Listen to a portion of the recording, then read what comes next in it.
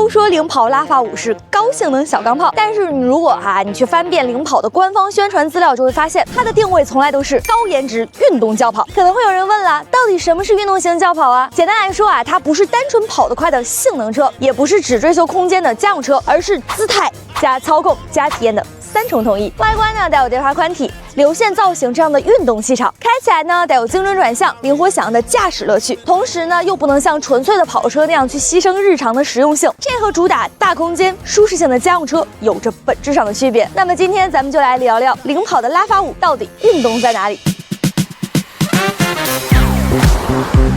領跑拉法的運動感最先體現在就是看得見的外觀還有尺寸上，這些設計細節不只是為了好看，大多都有實際的功能性，比如說減少風阻、提升穩定性。所以剛看到它的時候就能清晰感覺到它和普通家用車的定位區別。車身側面的飞馳彎道曲面腰線，從大燈延伸至後輪拱，光影下呈現出那種飽滿的力量感，視覺上就像蓄勢待發的肌肉。搭配同級少見的无邊框車門，這也是官方主打的外觀亮點之一再加上隱藏式门把手，共同為降低風阻提供助力。你看车尾的黑色后擴散器可以快速疏導車底亂流，配合整體流線型的一個設計，車輛的風阻係數被優化到了0.256。這些設計都是為了匹配其運動的定位。另外呢，就是它的配色。除了常規的黑白灰，還有專屬的賽道黃，車身陽光下會泛成細閃，配合19英寸的花瓣式的輪毂，運動氛圍直接拉滿。這些設計加起來，讓拉法五即使是停在一堆車裡邊，也能瞬間被人認出來，完全符合年輕人不想撞款這樣的一個審美需求。咱們再來看看車身整體的尺寸，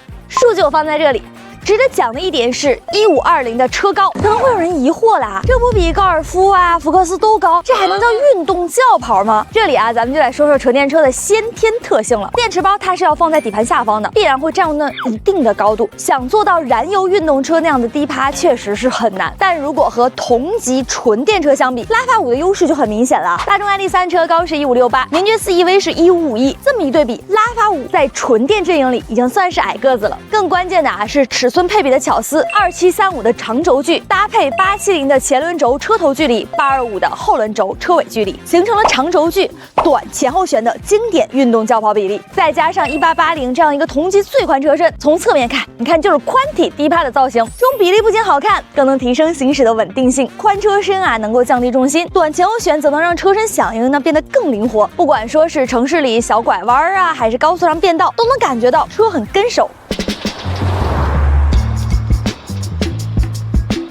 如果說外觀是视覺運動，那麼核心配置就是動態運動。很多車都是靠這個大尾翼運動套件裝成樣子，但拉法五呢是把錢花在了看不見就開得出的地方。驅動布局、軸外配比、底盤調教，每一項都是運動車型的標配。在10到15萬级純電市場，90%以上的車型呢都是用前置前驅的布局，原因很簡單嘛，成本低，結構簡單。但領跑為了拉法的運動屬性，直接上了後置後驅。這種布局它的優勢就很直觀了嘛，起步時車身重心會向後轉移，後輪抓地力更強，不容易打滑，尤其是在雨天雪天行駛穩定性會更好。配合前窄後寬的輪胎配置，拉法五的前後軸合比接近50:50。簡单來說，就是車頭和車尾是一樣重。這種均衡的重量分配有多重要？舉個例子就是過彎的時候，前置前驅的車容易推頭，車頭往彎道外側跑，而後置後驅加上均勻軸合的車身就會像貼在地面上一樣，側傾很小，就算是速度稍快，它也能穩穩的過彎。在動力方面，拉法五基於領跑官方公開的 LEAP 3.0 纯電平台打造，搭載領跑自研的永磁同步電機。我們這台是515 Max 版的，電機功率是160千瓦，零百加速呢是6.4秒，相比起同樣為160千瓦電機的海豹06 GT，它零百加速呢是7.5秒。那顯然拉法五的动力是更猛，但是更影響驾駛感受的是啥呢？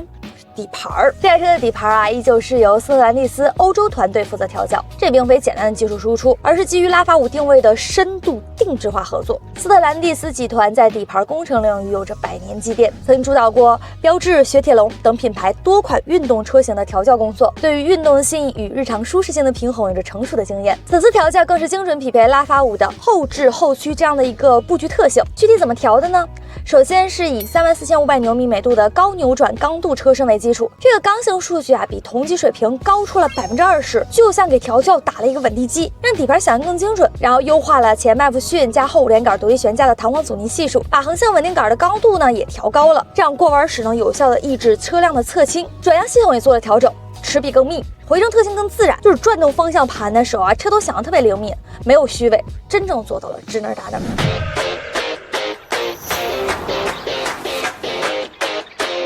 現在10萬級的純電市場裡，大部分是家用 SUV 和3廂轎車。如果有人想買一台2廂帶點運動感的純電車，可選的車型呢其實很少。但隨着純電車越來越普及，年輕消費者對於運動加純電的需求就慢慢冒出來了。市場上剛好缺這類產品。那拉法5啊，它以2廂運動轎跑的身份進入市場，既滿足了年輕人對好看、好開這樣的要求，又符合純電車的大趨勢，剛好填上了這個缺口。之前領跑的車型啊，大多靠高配置、高性價比在市場立足，無非給人留下了偏家用這樣的印象。拉法5的推出剛好能改變這種認知，它沒有堆太多的家用配置，反而靠自研電機、後置後驅布局、歐洲團隊調教這些技術點，傳遞出領跑不光會做高性價比家用車，也能做運動車型的信號。這種靠技術支撐產品特點的思路，能提升品牌的技術附加值，為以後推出更高端的車型做鋪墊。現在年輕人買車啊，早就不是只要一個代步工具了，更希望車能符合自己的審美風格。據乘聯會相關調研